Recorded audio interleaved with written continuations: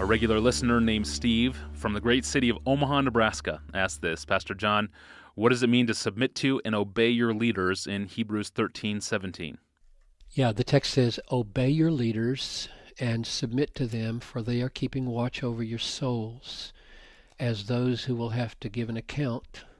Let them do this with joy and not with groaning, for that would be of no advantage to you. And culturally, Tony, the defining spirit of America today is the opposite of that, isn't it? It's self-determination, not submission to the will of another. Anything that enhances my individual liberty to do as I please is good, and anything that encumbers me and limits my ability to do as I please is bad. That's just that's the spirit we breathe in America. And that makes this text culturally outrageous. Obey your leaders and submit to them.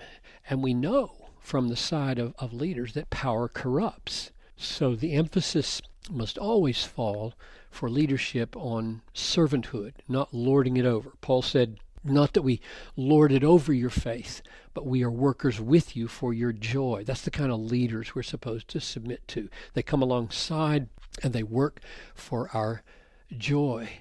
And the New Testament itself says leaders can go wrong. They can go bad and disqualify themselves from being obeyed or submitted to. Acts 20, verse 30, Paul is speaking to the elders, and he says, from among your own selves, men will arise and speak perverse things and draw away the disciples after them. So there you have people submitting to elders who are taking them to destruction.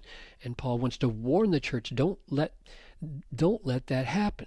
Same thing in 1 Timothy 5:19. Paul instructs what to do if an elder is found to be in sin. He should be disciplined and publicly removed from office if necessary, so that the people will not be hurt by that. Same thing in 1 Peter 5. He tells the elders, shepherd the flock of God, exercising oversight not for sordid gain and not lording it over those in your charge. So the New Testament is not naive about the abuses of leadership.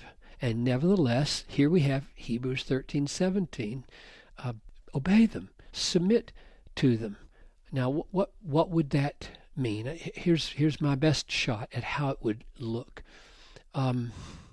There's a certain spirit and a certain limit and a certain shape that leadership has and that the people have in response to this verse. The word obey is a very broad word that means be persuaded by, trust, rely on. Comes to mean obey because that's what you do when you trust somebody. So you might say it's a soft word for obey. It encourages a good relationship of trust, but still calls for the people to be swayed by leaders. So be a swayable person. Be a person ready to learn, ready to be taught, ready to be led, not eager to kick and rebel against anybody that calls you to do something at church. And the other word, submit, occurs only here in the New Testament, this particular form of submit, hupeko. It's more narrow than the other one and means make room for by retiring from a seat or yield to or submit to.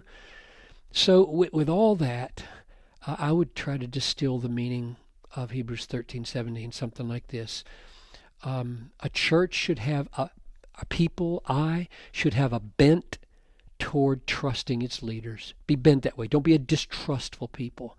Second, I should have a disposition to be supportive in my attitudes and actions toward the goals and the directions of the leaders. If they craft a vision and they set some goals, be supportive. Go with them.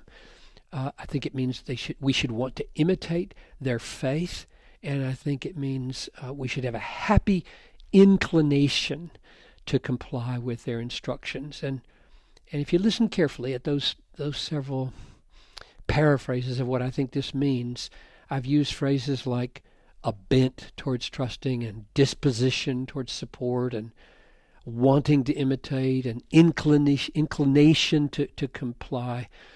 The reason for that kind of phraseology is to capture both sides of the biblical truth. Namely, elders are fallible and should not lord it over the flock and are not absolute. God is absolute.